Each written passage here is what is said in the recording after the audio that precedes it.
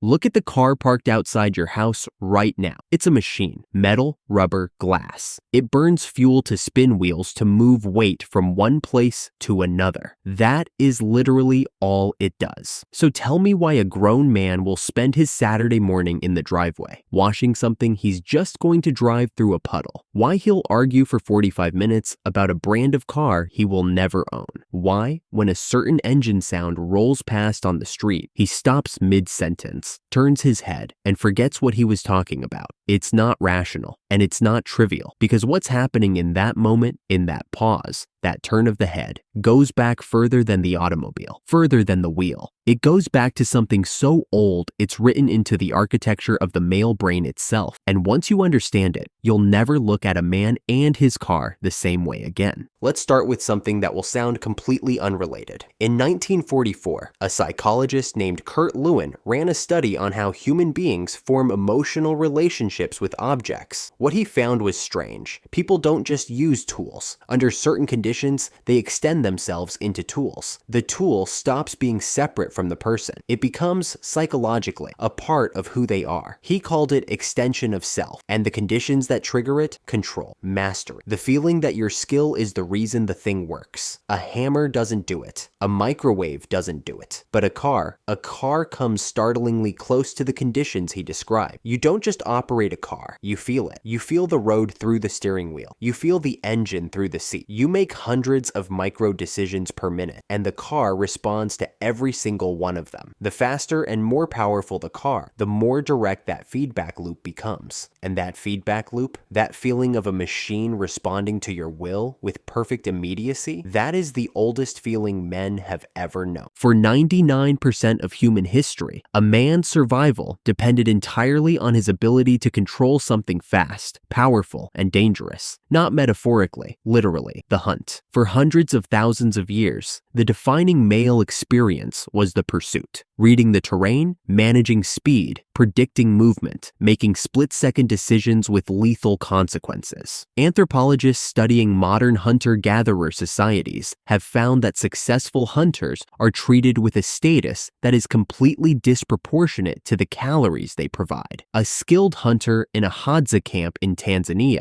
doesn't just eat better, he is regarded differently. He speaks differently. He carries himself differently. The hunt wasn't just food, it was identity. The hunt ended, but before the car, there was something else. For thousands of years, in every culture on every continent, a tribal man's survival depended entirely on the health, speed, and responsiveness of his horse. Not the tribe's horse, his horse. He would wake before dawn to check its legs. He would groom it for hours, learning the way it shifted its weight when something was wrong. He would name it. He would speak to it in the silence before a hunt, or a battle, or a long crossing, in a voice he used for nothing else. And if rival men came in the night to take it, he would risk his life, without hesitation, to get it back, because the horse wasn't a possession. It was a partner. It was an extension of his speed, his power, his reach. Without it, he was ordinary. With it, he was something more. Now walk into any quiet suburban driveway on a Sunday morning. You will find a man performing the exact same ritual. He is washing the car slowly, carefully, in sections. The way you clean something you care about, not something you merely own. He is crouching to look at the paintwork at an angle, checking for marks only he would notice. He is listening when he starts the engine, not for a destination, but to make sure it sounds right, the way it sounded yesterday, the way it is supposed to sound. He is not washing a machine. He is grooming something he trusts his life to,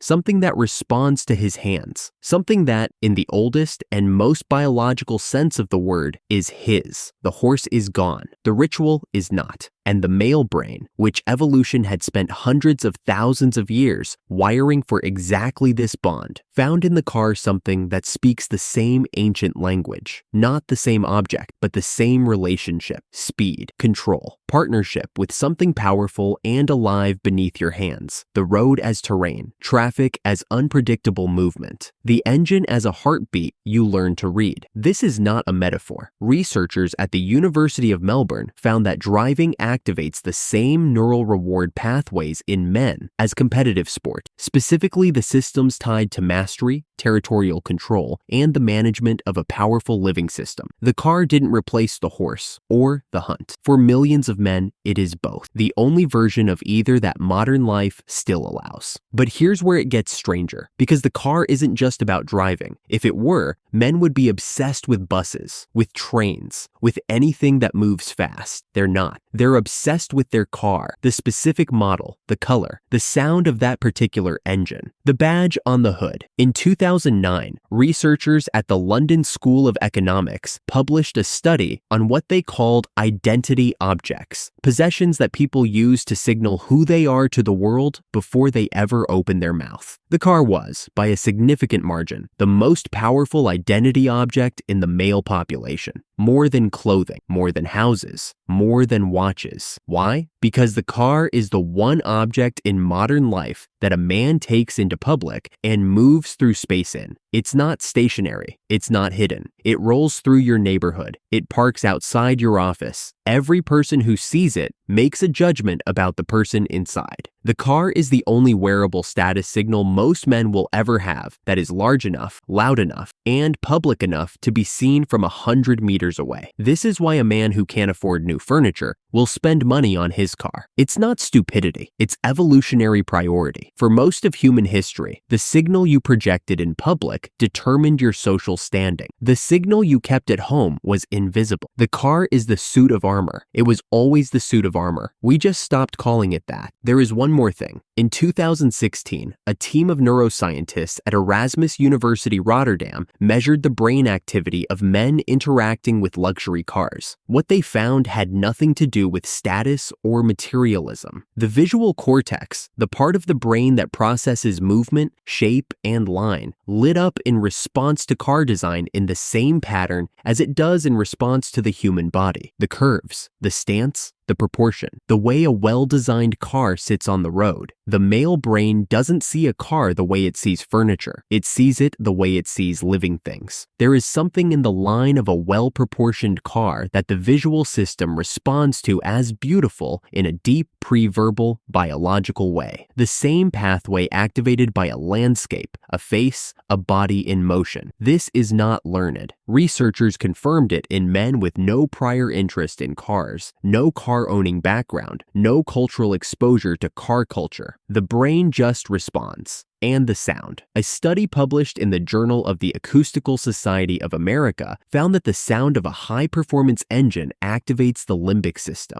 the brain's emotional core, in men more reliably than almost any other non-biological audio stimulus. The sound of an engine at full throttle produces a neurological response that the researchers described as almost indistinguishable from the response to a human voice in a state of peak exertion. The car doesn't just look like a living thing, it sounds like one. And here is what we traded away, and most people will never understand this. We built a world that took away every arena in which a man could prove mastery over something powerful and alive. We took away the hunt, we took away the horse, we took away the field, we took away the workshop, we took away every context in which speed, physical control, and the bond between a man and a powerful creature had any meaning or social weight. And then we put a car in the driveway, and we looked at men and said, "Why are you so obsessed with that thing?" As if the obsession were the strange part. The obsession isn't strange at all. It's ancient, and it's honest, and it's what happens when 300,000 years of evolutionary wiring meets the only object left in modern life that speaks the same language. So the next time you see a man stop mid-conversation because a certain car rolls by, he's not being childish. He's hearing something call his name, something he was built to hear. And for 1 second, in the middle of ordinary life, he remembers exactly who he was supposed to be.